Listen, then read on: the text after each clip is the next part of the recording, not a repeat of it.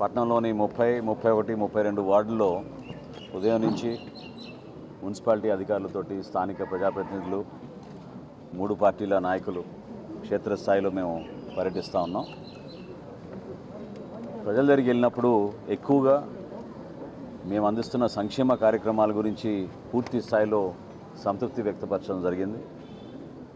ఒక విధంగా చెప్పాలంటే ఇన్ని ఆర్థిక ఇబ్బందులు కూడా గౌరవ ముఖ్యమంత్రి గారు చంద్రబాబు నాయుడు గారు, అదేవిధంగా రాష్ట్ర ఉప ముఖ్యమంత్రి పవన్ కళ్యాణ్ గారు సమన్వయపరుచుకుంటూ ప్రభుత్వంలో అటువంటి లోటు లేకుండా, ప్రజలకు ఎక్కడ ఇబ్బంది కలగకుండా క్షేత్రస్థాయిలో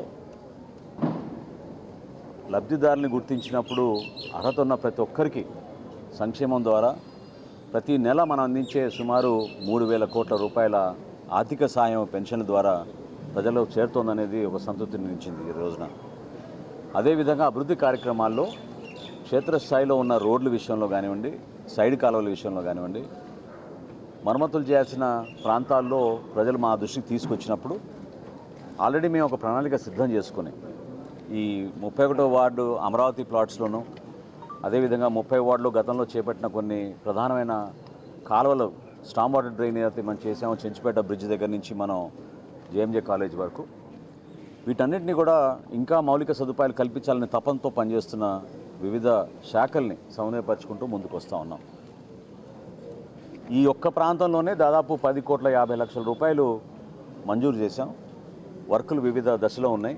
చేయాల్సినవి ముందుగా మేము సిపిడిసిఎల్ నుంచి కరెంటు సమస్య ఎక్కడ లేకుండా, వోల్టేజ్ సమస్య ఎక్కడ లేకుండా ఒక యుద్ధ ప్రాతిపదిన ట్రాన్స్ఫార్మర్లు మార్చుకునే విధంగా ఈ రోజు నుంచే కార్యక్రమం మొదలు పెడతాం.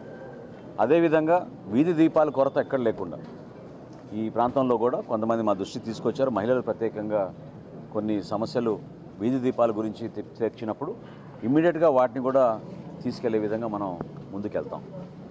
వీటితో పాటు ప్రజలు ఏదైతే కోరుకుంటున్నారో మౌలిక సదుపాయాల కల్పనలో ప్రత్యేకంగా అమరావతి ప్లాట్స్లో 3 పార్కుల నిర్మాణం, ఆ పార్కులతో పాటు వీలైతే అక్కడ పిల్లలకి ప్లే గ్రౌండ్ కూడా ఏర్పాటు చేసి వారికి మౌలిక సదుపాయాలు కల్పించాలని ఒక ప్రయత్నం చేస్తున్నాం.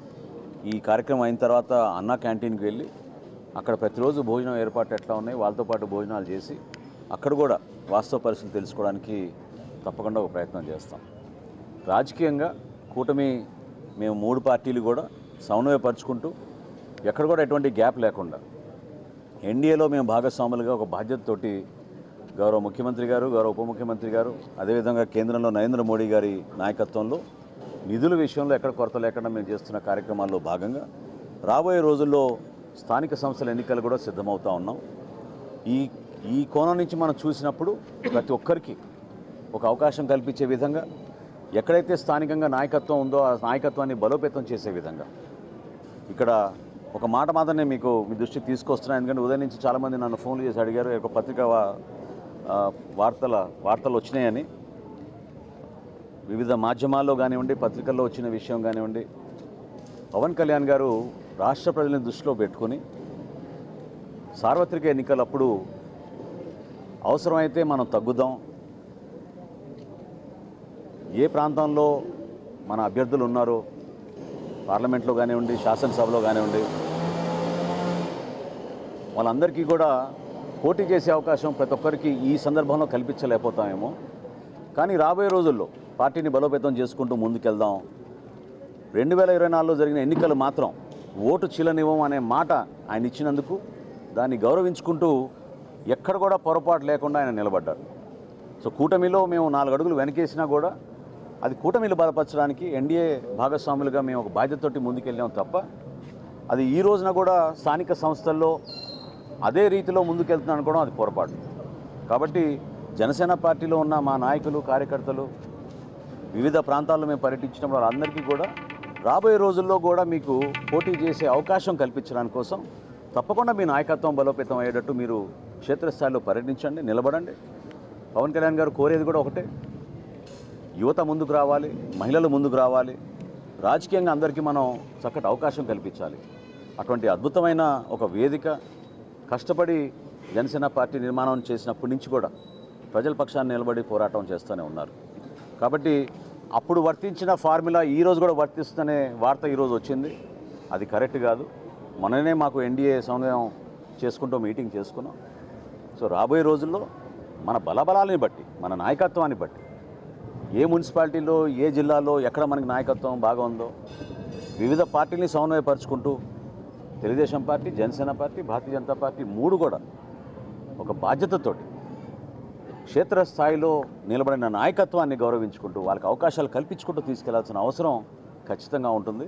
కాబట్టి సార్వత్రిక ఎన్నికల్లో జరిగిన సందర్భం, ఆ సమయం, ఆ రోజు మా పార్టీ అధ్యక్షులు పవన్ కళ్యాణ్ గారు తీసుకున్న నిర్ణయం రాష్ట్ర శ్రేయస్సు దృష్టిలో పెట్టుకుని, ప్రజల గురించి దృష్టిలో పెట్టుకుని, జగన్మోహన్ రెడ్డికి ప్రభుత్వాన్ని మనం వ్యతిరేకించాలంటే ఓటు చీలనివ్వకూడదనే ఆలోచనతో ఆయన తీసుకున్న నిర్ణయం అది ఆ రోజున.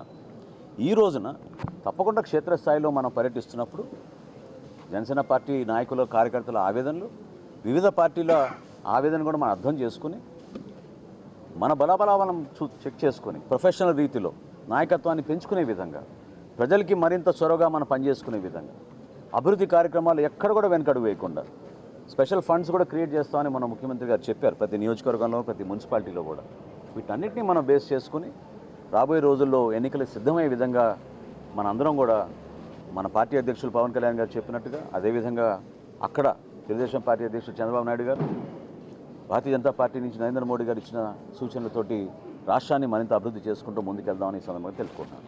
సార్, స్థానిక సంస్థలు రాబోయే రోజుల్లో మరి కూటమిలో ఉన్నారు కాబట్టి మీరు ఏమన్నా వాటికి ఇప్పటివరకు రాష్ట్రంలో సర్దుబాట్లు ఏమన్నా జరిగింది ఆ పార్టీ నుంచి? ఈ రోజు వరకు అటువంటి ఆలోచన ఇంకా రాలేదండి. ఎందుకంటే మొన్ననే మా మొదటి ఎన్డీఏ సమావేశం జరిగింది. మూడు పార్టీలని సమన్వయపరచుకోవాలి. చిన్న చిన్న గ్యాప్స్ ఎక్కడ ఉంటే క్షేత్రస్థాయిలో వాటిని మనం సర్దిద్దుకోవాలి.